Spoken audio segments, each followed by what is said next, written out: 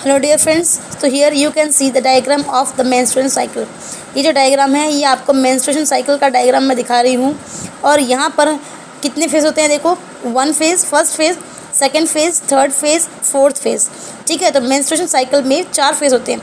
The first phase is called menstrual phase, जो कि 0 day से फर्स्ट डे से 5th डे तक होता है। इसे हम ब्लीडिंग फेज़ भी कहते हैं। इसके बाद नेक्स्ट फेज़ आता है फॉलिकुलर फेज़, जो कि 6 डे से 13th डे तक होता है। ये फॉलिकुलर ग्रोथ करती है, प्राइमरी फॉलिकल से सेकेंडरी फॉलिकल, सेकेंडरी से टर्शरी फॉलिकल, टर्शरी से फिर ग्राफिन फॉलिकल। तो यहाँ पर फॉलिकल्स बनती है, इसलिए इसे बोलते हैं फॉलिकुलर फेज़।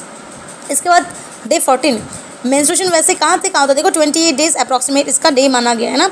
तो 0 से 5 डेज जो है वो मेंस्ट्रुअल फेज़ है, जब ब्लीडिंग फेज़ चल रहा होता है। उसके बाद डे 6 से लेकर डे 13 तक होता है फॉलिकुलर फेज़, जब फॉलिकल्स की ग्रोथ हो रही होती है। उसके बाद day 14 is called the ovulation phase, जब ओव्यूल का निकलना होता है, एग ओवरी से एग रिलीज होता है, that is called ovulation phase. This is the exact mid of the menstrual phase. 28 days का है, तो मिड में जो 14 डे आएगा उस दिन ओव्यूलेशन होता है। ओव्यूलेशन के बाद जो ग्राफिन फॉलिकल था वो रप्चर होता है एंड कॉर्पस लुटियम बनाता है, एंड कॉर्पस लुटियम फिर प्रोजेस्टेरोन हार्मोन को रिलीज करता है। एंड उसके बाद कॉर्पस लुटियम अगर प्रेगनेंसी हुई है तो बना रहेगा, अगर प्रेगनेंसी नहीं हुई है तो डिजेनरेट होकर कॉर्पस एल्बिकेंस बनाता है। ठीक है, तो ये जो लास्ट फेज आता है 14th डे के बाद, ये कहलाता है ल्यूटियल फेज। ल्यूटियल क्यों? क्योंकि यहाँ पर कॉर्पस लुटियम बनता है, और ये लुटियम बना रहता है अगर प्रेगनेंसी हुई है तो। अगर प्रेगनेंसी हुई है तो कॉर्पस लुटियम बना रहेगा, प्रोजेस्टेरोन हार्मोन रिलीज करेगा एंड एंडोमेट्रियम को प्रिपेयर करेगा इम्प्लांटेशन के लिए। लेकिन अगर प्रेगनेंसी नहीं हुई है तो ये ल्यूटियल फेज टूट जाता है ना।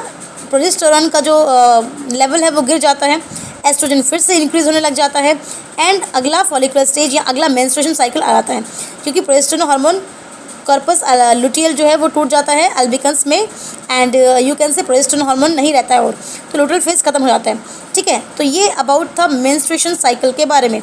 इसमें देखो, ये मैंने यहाँ पे लुटियन साइकिल बताया, यहाँ पे मैंने ओवेरियन हार्मोन बताया। ओवेरियन हार्मोन देखो, प्रोजेस्टेरोन सबसे ज़्यादा कब होता है? प्रोजेस्टेरोन कॉर्पस लुटियम से निकलता है, याद रखना। Progesterone called the pregnancy hormone, corpus luteum इसको बनाता है। तो 14 डे के बाद प्रोजेस्टेरोन की जो हमारे पास अमाउंट है बॉडी में वो बढ़ती है, एस्ट्रोजन की अमाउंट बढ़ती है। अब याद रखना फॉलिकुलर स्टेज में, क्योंकि जितना ज़्यादा एस्ट्रोजन होगा उतना फॉलिकल डेवलपमेंट होगा। तो एस्ट्रोजन की जो ग्रोथ है वो फॉलिकुलर स्टेज में ज़्यादा होती है, और ल्यूटियल फेज के बाद कम हो जाती है, क्योंकि वहाँ पर प्रोजेस्टेरोन आ जाते हैं। ठीक है, अच्छा, इसके अलावा FSH एंड LH, ये 2 हार्मोन्स भी इंपॉर्टेंट है जो कि पिट्यूटरी से आते हैं।